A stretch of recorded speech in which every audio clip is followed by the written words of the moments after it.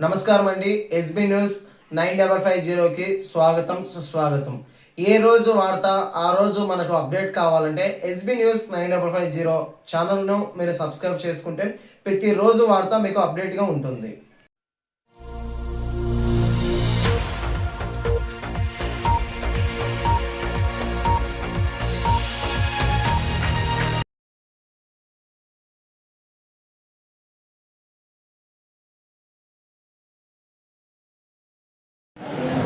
పెద్దలకి అదేవిధంగా ఇక్కడ ఉన్నటువంటి అశేష జగనన్న సైన్యానికి నా నమస్కారాలు తెలియజేసుకుంటూ ఈరోజు గత 2 సంవత్సరాలుగా చంద్రబాబు నాయుడు గారు చేసినటువంటి పాలన ఎలా ఉందంటే దొంగే దొంగ అన్నట్టు నడిచినట్టుంది.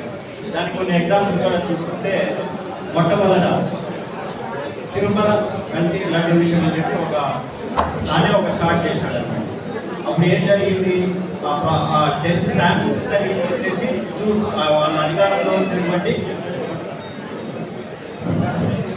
టెస్ట్ శాంపిల్స్ జరిగింది వచ్చేసి ఒక 1 month వాళ్ళు అధికారంలోకి వచ్చిన తర్వాత జరిగింది. ఆ 1 month వచ్చిన తర్వాత శాంపిల్స్ పంపిస్తే అందులో కల్తీ జరిగిందని వాళ్లకు తెలిసింది.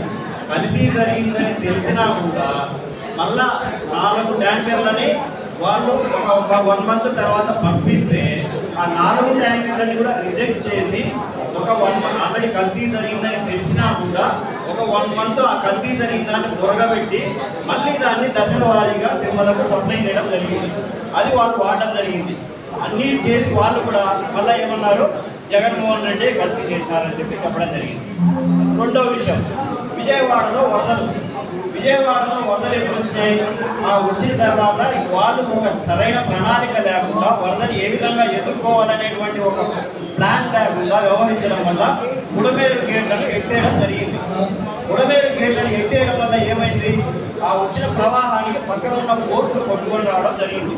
ఆ బోట్లలో బ్లూ కలర్ ఒకటి, గ్రీన్ కలర్ ఒకటి ఉందని చెప్పి ఇది జగన్మోహన్ రెడ్డి గారే ప్లాన్ చేయించి విజయవాడలో 2 లక్షల మందిని చంపడానికి ప్లాన్ చేశాడని చెప్పి ఆ రోజు చెప్పడం జరిగింది. జగన్మోహన్ రెడ్డి గారు ఏం చేసినారో తెలుసు కదా. ఇప్పుడు ఈరోజు కృష్ణలంక ప్రజలందరూ ఉండే ధైర్యంతో 2 కళ్ళు మూసుకొని ప్రశాంతంగా నిద్రపోతా ఉన్నారంటే అది జగన్మోహన్ రెడ్డి గారి దయవల్లే.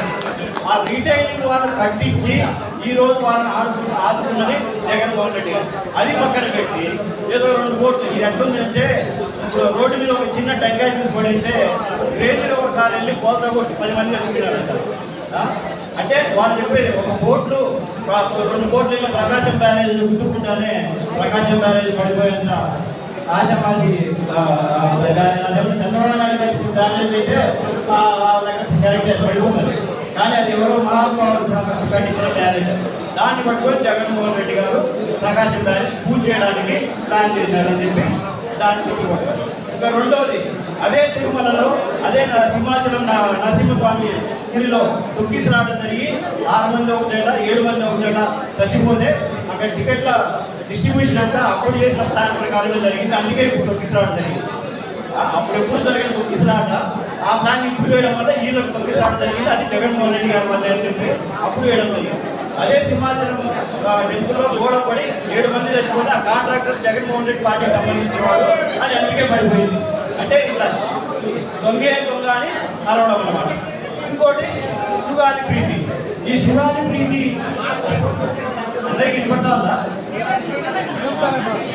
సుగాలి ప్రీతి విషయం, ఈ సుగాలి ప్రీతి జరిగిన అఘాయిత్యం జరిగింది ఎప్పుడు, చంద్రబాబు నాయుడు గారి హయాంలో. అప్పటికి 19 నెలలు టైం ఉంది ఆయనకి. అక్కడ సాక్ష్యాలు సేకరించాలా, వాళ్ళకి అక్కడ ఉన్నటువంటి దోషులు పట్టుకోవడానికి 19 నెలలు టైం ఉన్నా కూడా ఎలాంటి చర్యలు తీసుకోలేదు. తర్వాత జగన్మోహన్ రెడ్డి గారు వచ్చిన తర్వాత వారికి చేయగలిగినటువంటి సిబిఐకి అప్పచెప్పడం జరిగింది. వాళ్ళకి ఇచ్చినటువంటి పంట పొలాలు ఇవ్వడం జరిగింది, ఇళ్ళ స్థలం ఇవ్వడం జరిగింది, ఉద్యోగం, ఆర్థిక సహాయం చేయడం జరిగింది. ఇవన్నీ 2022 వరకు ఆల్రెడీ వాళ్ళకి చేయాల్సిన విధంగా చేయడం జరిగింది. కానీ పవన్ కళ్యాణ్ గారు మొన్న ఎలక్షన్ క్యాంపెయిన్లో ఏం మాట్లాడినారు, జగన్మోహన్ రెడ్డికి గురకరాయి తగిలితే నొప్పి తగిలింది కానీ సుగాలి ప్రీతికి న్యాయం చేయడానికి మాత్రం చేతులు రావట్లేదు అని చెప్పి అర్థం జరిగింది. ఆల్రెడీ ఈయన మాట్లాడే సమయానికి ఇవన్నీ చేకూర్చడం జరిగింది. అంటే దాని అర్థం ఏంటి? వీటి ఉగాది ప్రీతికి ఇంకా న్యాయం జరగలేదు, ఇంకా చేయాల్సి ఉంది అనేది పవన్ కళ్యాణ్ గారి భావం. సరే, జరగలేదు, 2 ఏళ్ళు అయితే వచ్చి 2 ఏళ్ళ నుంచి నువ్వు చేసిన న్యాయం ఏంటి? అధికారంలోకి వచ్చి 2 ఏళ్ళు అయింది. ఈ 2 ఏళ్లలో ఉగాది ప్రీతికి మీరు చేసిన న్యాయం ఏందో చెప్పండి. అది చేయకపోగా మళ్ళీ వాళ్ళ మీద ఎదుగుదాడి, వాళ్ళని భయపెట్టి వాళ్ళ నోరు ముగించే ప్రయత్నం పవన్ కళ్యాణ్ గారు చేయడం జరిగింది. దాని తర్వాత నిన్న మన అల్మాస్పేట్ సర్కిల్, ఆ అల్మాస్పేట్ సర్కిల్ హామీ ఇచ్చింది ఎవరు? ఎలక్షన్ క్యాంపెయిన్ లో వచ్చి హామీ ఇచ్చింది ఎవరు? దాని తర్వాత అక్కడ లేనటువంటి ఒక ఫ్లెక్సీని తీసుకొచ్చి పెట్టి వేరే వర్గాన్ని రెచ్చగొట్టింది ఎవరు? ఇన్ని చేసి మళ్ళా ఇదంతా చేసింది ఎవరు? అంజద్ బాషా చేయించాడని చెప్పి అంజద్ బాషా గారి మీద ప్రైవేట్ గా చేయించాడని సురేష్ బాబు గారు ఎలక్షన్లలో లాభం పొందడానికి అని చెప్పి మళ్ళా ఎదుగుతాయి. అంటే వాళ్ళు చేసిన తప్పుని మన మీదకి ఎత్తివేయడం, ఇట్లా ప్రతిదీ దొంగే దొంగ అని మన మీదకి వేయడం. చివరిగా వెన్నుపోటు గురించి ఒక చిన్న కవితంతో కూడిన పద్యం ఒకటి, అది చంద్రబాబు నాయుడుకి బాగా సరిపోతుంది.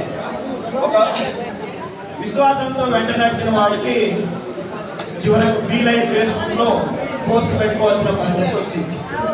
ఎవరో అది ఆ విశ్వాసంతో ఎవరు నడిచారో, ఎవరు ఫేస్బుక్ మెసేజ్ పెట్టారో మీకే తెలిసి ఉండాలి. రెండోది, పాము పాముకు పాలించి పెంచినా కూడా కడకేమవుతుంది? పాము కాటికి బలవ్వాల్సిందే.